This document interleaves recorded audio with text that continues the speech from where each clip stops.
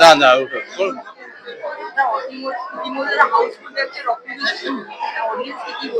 না, অডিয়েন্সকে আমরা তো যা বলার বলেছি, এবার তো অডিয়েন্স বলবেন, কারণ তাদের মতামত সেটা শিরোধার্য, তারা যেটা বলবেন সেটাই আমরা শুনবো। এতদিন অব্দি আমরা রক্তবৃষ্টি নিয়ে অনেক কথা বলেছি, এবার থেকে আমরা খালি দেখবো এবং শুনবো যে দর্শকরা কি বলেন। দর্শকদের আশীর্বাদ, দর্শকদের শুভেচ্ছা মাথা পেতে নেবো। তাদের যদি কোনো কিছু খারাপ লাগে সেটাও মাথা পেতে নেবো। সকল দর্শকদের পুজোর শুভেচ্ছাও জানাবো। দর্শকদের এক্সপেকটেশন অনেকটাই বেশি, রক্তবীজ ওয়ানের থেকে কিন্তু আরো বেশি। কি বলতে চাই?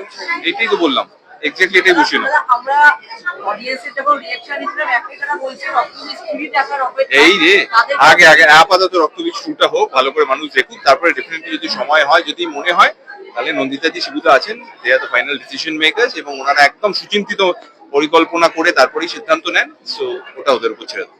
Thank you.